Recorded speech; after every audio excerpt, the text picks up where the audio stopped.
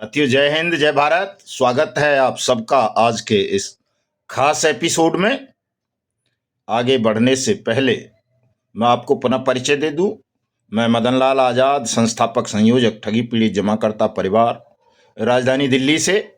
और आज 11 फरवरी 2025 को आपको कुछ बड़ी खबरें और बड़े समाचार सुनाने के लिए प्रस्तुत हुआ हूं। कुछ अच्छी बातें भी आपको बताऊंगा जिनसे आपका मनोबल बढ़ सके, आप उन बातों से प्रेरणा लेकर जीवन की जंग को जीत सकें और आप तनाव मुक्त, दुख और कष्टों से मुक्ति प्राप्त करके न्याय के लिए खुद संघर्ष कर सकें, न्याय प्राप्त कर सकें, अपना डूबा हुआ धन, खोया हुआ सम्मान और रोजगार, पुनर्वास, क्षतिपूर्ति की गारंटी के अधिकार को प्राप्त कर सकें। लेकिन सबसे पहले मैं आपसे अनुरोध करूंगा कि इस पूरे वीडियो को ध्यान से सुनेंगे, दो दो तीन तीन बार सुनेंगे, ज़्यादा से ज़्यादा इसे शेयर कर देंगे ताकि अन्य पीड़ित वंचित लोग भी इससे लाभान्वित हो सकें।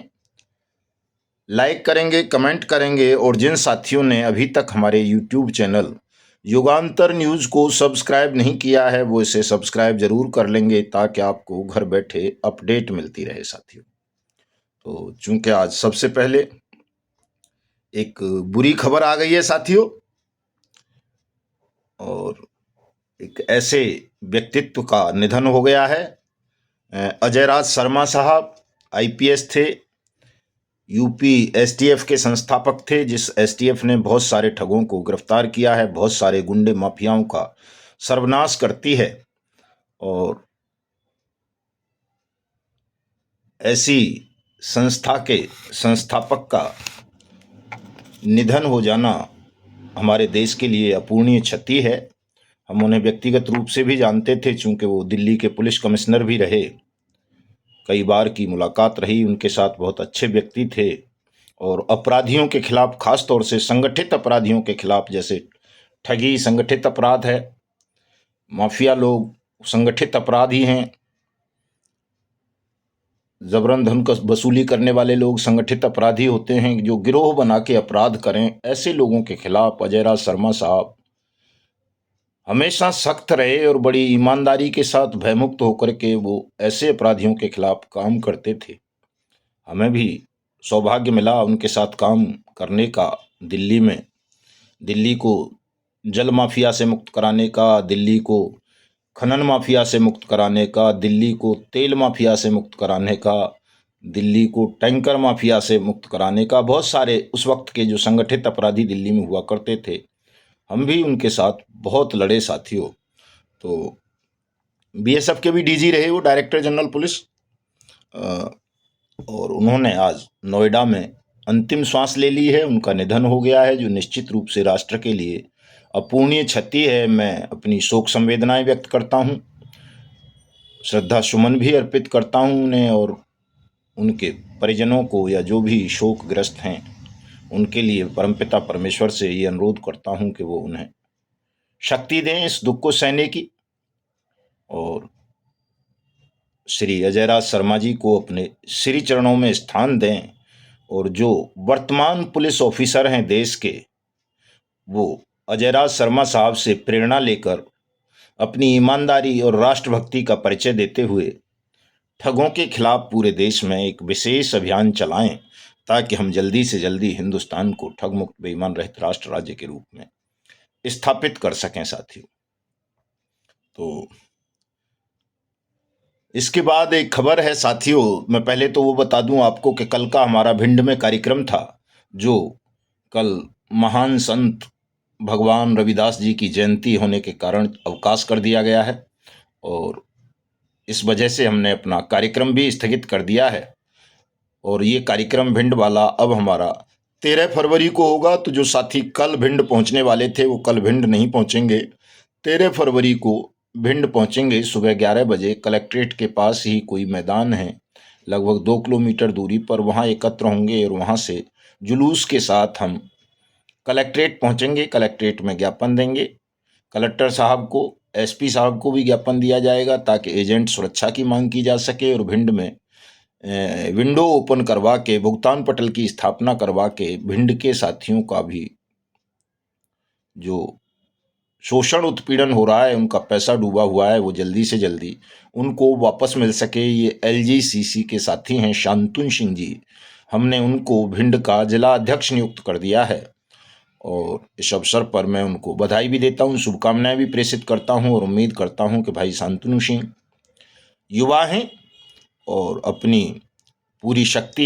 ईमानदारी, सिद्धांत, समर्पण भावना के साथ अपने क्षेत्र के तमाम ठगी पीड़ितों का भुगतान करवाने के लिए, अपने क्षेत्र के तमाम एजेंट साथियों को सुरक्षा सम्मान दिलवाने के लिए अपनी संपूर्ण क्षमताओं के साथ परिश्रम करेंगे और जब ऐसा होगा तो निश्चित रूप से हम जीत जाएंगे, उसमें कोई संदेह ही नहीं है। किसी साथी को नहीं करना चाहिए कि हमें कोई परास्त कर लेगा, ये तो समझना ही नहीं चाहिए। किसी साथी को गलती से भी ऐसा भाव मन में नहीं लाना चाहिए कि हम हार जाएंगे, हम ये काम करवा नहीं पाएंगे। साथियों, निसंदेह निश्चित रूप से ये काम होने हैं। जो समय लग रहा है उसके पीछे कारण केवल और केवल आपकी दुविधा है कि आप दुविधा में हैं। आपको लगता है कि यार ठगी का पैसा वापस नहीं मिलता। ऐसा नहीं है साथियों, पहले कोई कानून नहीं था ठगी का पैसा वापस देने का। अब एक गारंटेड कानून है, टाइम बाउंड एक्ट है, अनियमित जमा योजनाएं पाबंदी अधिनियम 2019, जिसे वाट्स एक्ट 2019 भी बोल देते हैं, जो आप सबके भुगतान की गारंटी आपको प्रदान करता है। आप भले ही किसी भी कंपनी या किसी भी सोसाइटी या फर्म, निधि, एसएसजी वगैरह के विक्टिम हों, पीड़ित हों, निवेशक हों, अगर आपका पैसा 1 रुपया भी कहीं डूबा है, फंसा है, आपको वापस नहीं मिला किसी भी कारण से, चाहे कंपनियां भाग गई हों या उन्हें सरकार ने बंद कर दिया हो या आपने कोई किस्त जमा ना की हो, किस्त टूट गई हो या मैच्योरिटी ना हुई हो या कोई और कारण रहा हो, कारण कोई भी रहा हो, अगर आपका 1 रुपया भी कहीं जमा है और वो आपको वापस नहीं मिल सका है तो अब वो आपको वापस मिल जाएगा। वाट्स एक्ट 2019 के अंतर्गत जिला कलेक्टर के यहाँ आवेदन करने पर, और वो भी 180 दिन में मिलेगा और 2 से 3 गुना मिलेगा। लेकिन आपको आवेदन करना होगा। आप सोचें कि आवेदन नहीं करेंगे, लड़ेंगे नहीं, जनमत तैयार नहीं करेंगे तो आप जीवन भर भले ही सुप्रीम कोर्ट पहुंच जाएं, प्रधानमंत्री बन जाएं, देश के राष्ट्रपति बन जाएं, आपका पैसा आपको वापस नहीं मिलेगा।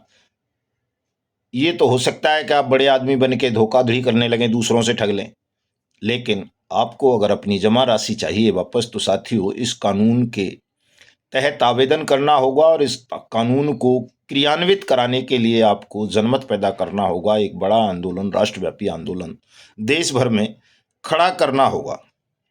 क्योंकि साथियों इस समय देश में ठग बहुत ज़्यादा ताकत में हैं, प्रबल हैं, सत्ता तक में पहुंच गए। और आपको पता है कि प्रकृति का ये नियम है कि जब उसे किसी अन्याय का, जुल्म का, शोषण का, उत्पीड़न का अंत करना होता है तो वो पहले उसको बढ़ाती रहती है ताकि उसकी अंतिम परिणति को देख सके कि आदमी या कोई गिरोह कितना अन्याय कर सकता है, कितना नीचे गिर सकता है। और जब वो नीचता की तमाम सीमाओं को पार कर जाता है, उसका आतंक सर्वव्यापक हो जाता है, तो फिर ऐसे आतंक को, ऐसे जुल्म को, ऐसे शोषण को नारायण समाप्त करने के लिए या तो खुद अवतरित हो जाते हैं या किसी न किसी पीड़ित व्यक्ति को अपनी शक्तियां सौंप देते हैं या किसी न किसी ऐसे सत्याग्रही व्यक्ति को चयनित कर लेते हैं, उसके जीवन में भी इतनी पीड़ाएं डाल देते हैं कि वो न केवल अपनी निजी पीड़ाओं के अंत के लिए बल्कि समाज, राष्ट्र और तमाम प्रकृति की पीड़ाओं का हरण करने के लिए ईश्वरीय शक्तियों से ओतप्रोत होकर उस जुल्म के, अन्याय के, शोषण के खिलाफ पूरी क्षमता, सिद्धांत और समर्पण के साथ लड़ता है और अंततः विजय प्राप्त करके समाज को, राष्ट्र को, देश को उस आतंक से, भय से, शोषण से मुक्ति प्रदान करता है। यही हमारे साथ भी हुआ है साथियों कि हमें भी स्वयं श्री नारायण ने, सूर्य नारायण ने चयनित किया है इस महायुद्ध को लड़ने के लिए।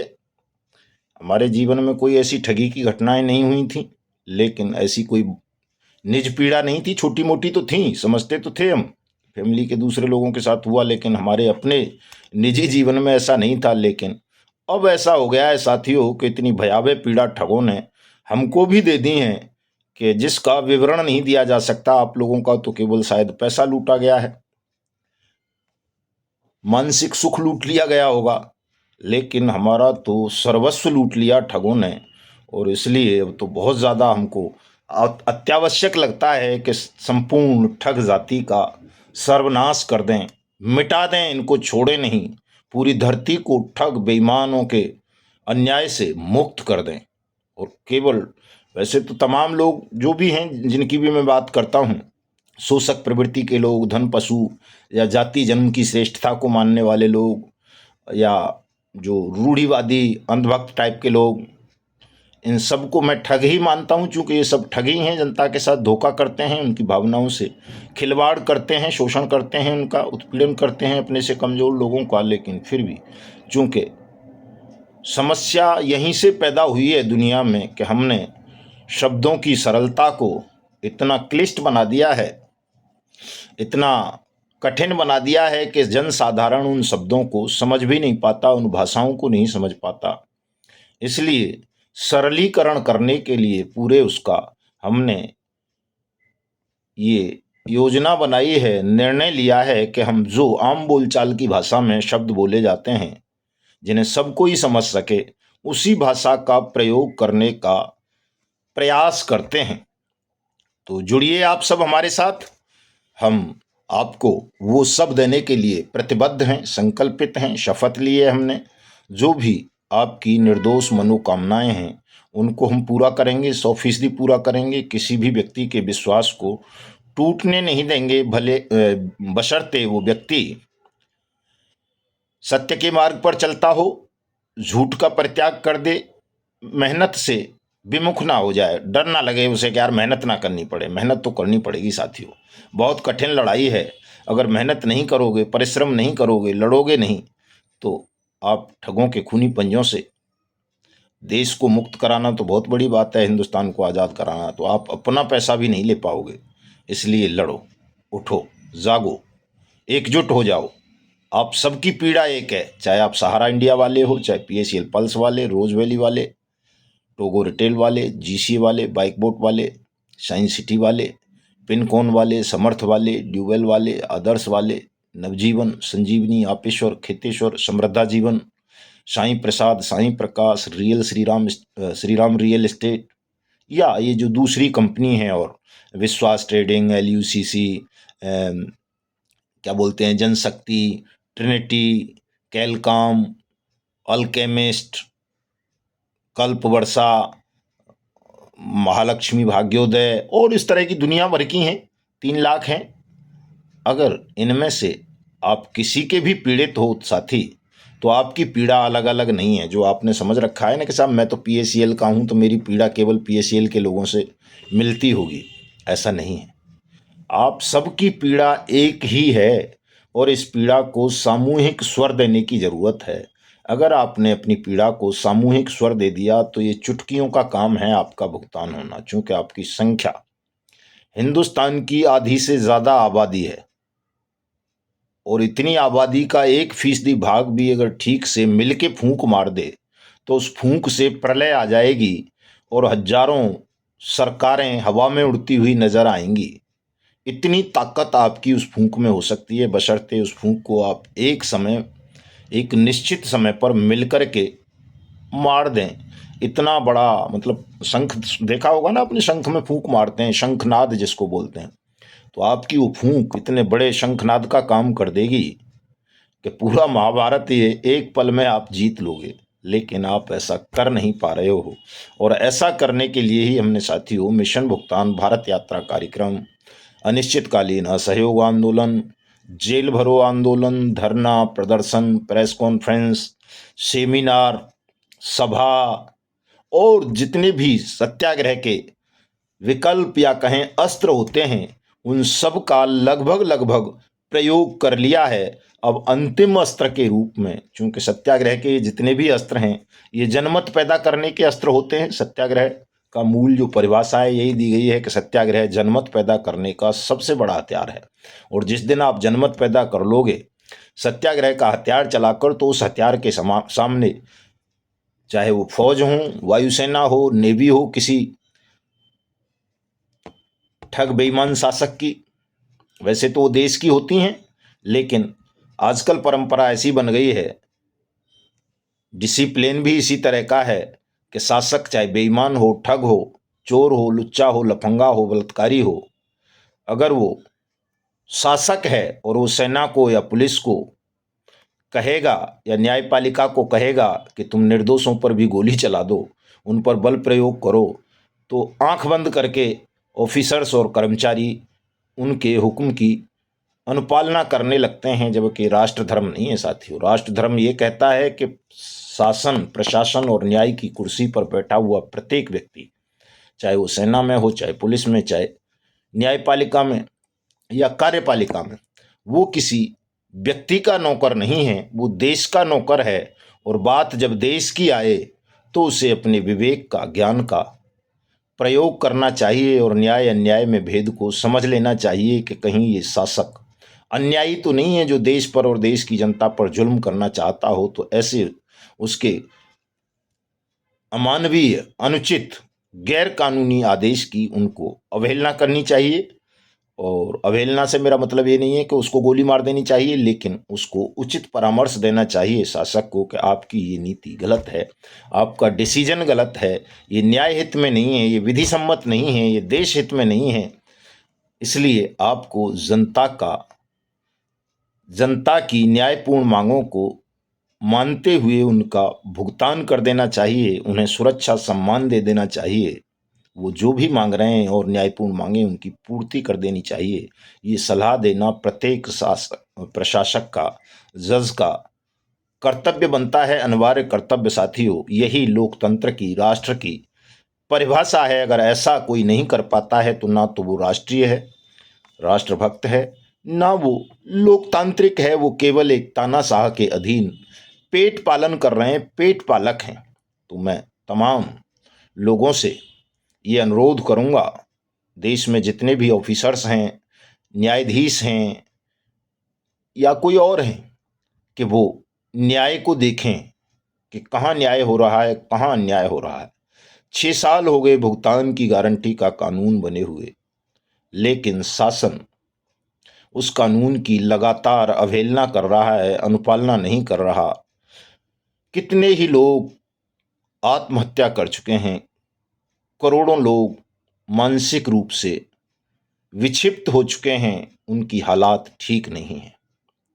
न्याय नहीं मिल रहा साथियों, अन्याय हो रहा है, लगातार अन्याय बढ़ता जा रहा है और अब इस अन्याय का खात्मा करने का समय आ गया है। हम इसीलिए पूरा देश घूम रहे हैं, लोगों को जगाएं, जनमत तैयार करें और जनमत के हथियार से इस बेईमान सिस्टम को विवश कर दें कि या तो ये आपका भुगतान करे या फिर इसका सिर कुचल दें और इस पूरे बेईमान सिस्टम को मिट्टी में मिलाकर अपने देश को, अपने देश के शासन को, प्रशासन को, न्यायपालिका को, विधायिका को, कार्यपालिका को, मीडिया को पवित्र करें, शुद्ध करें। इतना पवित्र कर दें कि उन कुर्सियों पर जो भी बैठे, भले ही चोर, ठग, डाकू, बदमाश बैठ जाए, लेकिन वो वही करे जो न्यायपूर्ण हो। ये नहीं है कि साहब आज कोई भी बैठ गया, ईमानदार से ईमानदार को बिठा दो तो वो वहाँ जाके अन्याय करने लगता है, फकीर को बिठा दो तो वो वहाँ जा करके लूट मार करने लगता है, किसी गांधीवादी को बिठा दो वहाँ तो वो गांधीवाद को भूल के कुछ और ही गीत गाने लगता है, कमीशन खोरी करने लगता है, रिश्वत लेने लगता है। इस भयावह स्थिति को साथियों बदलने के लिए आप सबको हमारे साथ जुड़ना होगा। यही राष्ट्रभक्ति होगी सही मायनों में। अगर आप ऐसा नहीं करते हो तो फिर आप राष्ट्रभक्त नहीं हैं, फिर आप शासन भक्त हैं, ठगों के भक्त हैं। अपनी अनुचित मांगों की पूर्ति के लिए या कहें अपनी हवस पूर्ति के लिए आप देश के साथ, स्वयं के साथ, परमात्मा के साथ, कानून के साथ, सत्य के साथ, न्याय के साथ धोखा कर रहे हैं। और जो धोखा करेगा निश्चित रूप से उसको दंड मिलेगा, ये तय है साथियों, ये ध्यान रखना।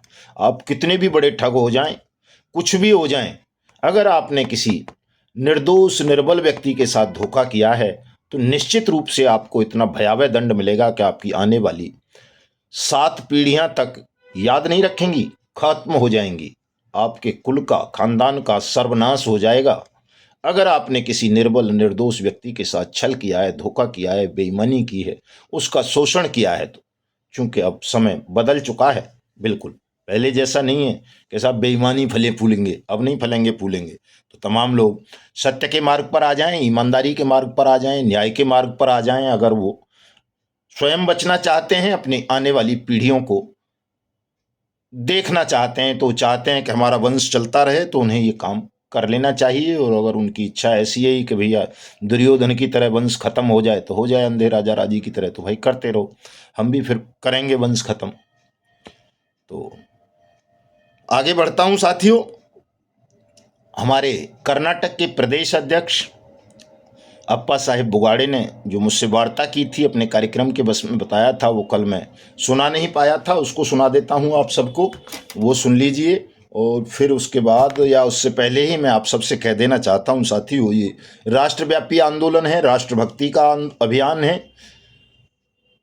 देश के 42 करोड़ से ज़्यादा ठगी पीड़ित परिवारों से जुड़ा है, 2 करोड़ से ज़्यादा एजेंट साथियों की सुरक्षा सम्मान से जुड़ा है, और संपूर्ण राष्ट्र की अस्मिता से जुड़ा है। हिंदुस्तान को ठगमुक्त, बेईमान रहित, जाति विहीन, ममतामयी भी बनाना है, ताकि हमारी आपस की नफरत खत्म हो सके, हम मजबूत राष्ट्र के रूप में पहचाने जाएं। तो तमाम साथी इसमें आर्थिक सहयोग भी करें, चूंकि बिना अर्थ के भी आपको पता है कि भीष्म जैसे लोग भी, कर्ण जैसे लोग भी पैसे की खातिर अत्याचार के साथ मिल गए थे, अन्यायी दुर्योधन के पक्ष में लड़े थे। द्रोणाचार्य जैसे लोग भी, जो विद्वान भी थे, वीर भी थे, बलवान भी थे, अगर वो थोड़ा सा परिश्रम अलग होके उससे कर लेते, सत्य के पक्ष में या न्याय के पक्ष में खड़े होके, या अपने स्वयं के बल से, तो रोटी तो खा ही सकते थे ना, कपड़े पहन ही सकते थे, न बनते कहीं के राजा या सेनापति, लेकिन अपना जीवन न्यायपूर्ण ढंग से गुजार सकते थे। लेकिन उनको समझ नहीं थी, समझ नहीं आया, और वो रोटी के लिए, वेतन के लिए, पैसे के लिए अन्याय के पक्ष में खड़े हो गए साथियों। तो आपको अन्याय के पक्ष में न खड़ा होना पड़े, हमारा ये आंदोलन सदा न्याय के पक्ष में खड़ा रहे, उसके लिए इस आंदोलन को आत्मनिर्भर बनाना ज़रूरी है। और आत्मनिर्भर ये तब बनेगा जब हमारे पीड़ित साथी ही इसमें आर्थिक सहयोग करेंगे। अगर किसी धनपशु से आर्थिक सहयोग लेने की आवश्यकता पड़ गई, किसी पॉलिटिकल पार्टी से आर्थिक सहयोग लेने की आवश्यकता पड़ गई, किसी इंटरनेशनल एनजीओ से आर्थिक सहयोग लेने की आवश्यकता पड़ गई, या शासन से कोई ग्रांट मांगने की आवश्यकता पड़ गई, तो ये आंदोलन आंदोलन नहीं रह पाएगा।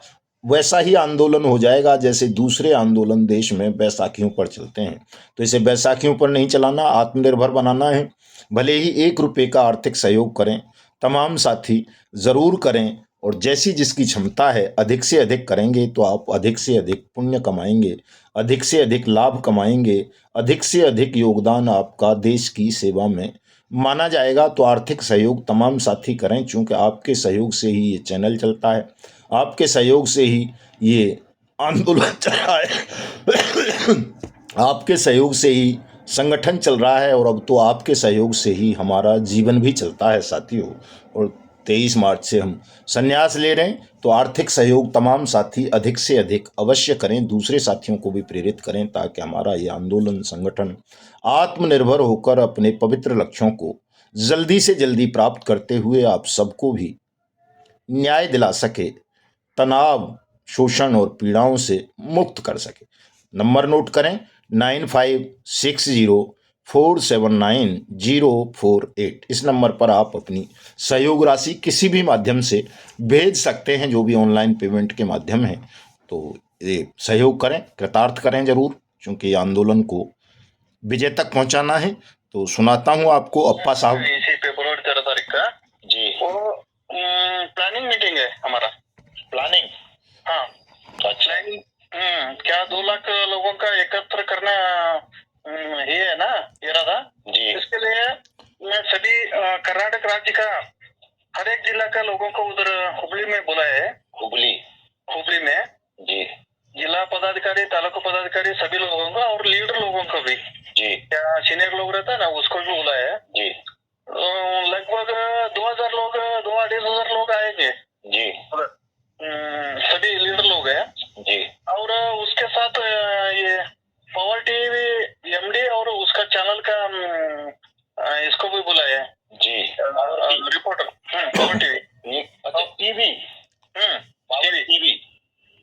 पावर टीवी चैनल है सर जी, वो जी जी जी नेशनल चैनल है वो भी जी तो उनको बुलाया है। उनके साथ मेरा मीटिंग भी हो चुका है जी उन्होंने पहला एक बार मैं बागलकोट में गया था उसके प्रोग्राम में जी वो मिनिस्टर को लेके आता है उधर बैठाते हैं और उत्तर देना ऐसा प्रोग्राम करते हैं सभी जिले में। मैंने देखा था आपका। जी उसको मैं प्राइवेट मिलके मैं यही सब बताया कि आप तुम्हारा न्याय मिलना चाहिए तो सीएम आना चाहिए, इसके लिए लोग चाहिए बोल रहे थे उन्होंने। जी ठीक है, आप लोग भी ये पूर्वभावी सभा करेंगे। पूर्वभावी को बोले तो एडवांस एक सभा है ये 13 तारीख का।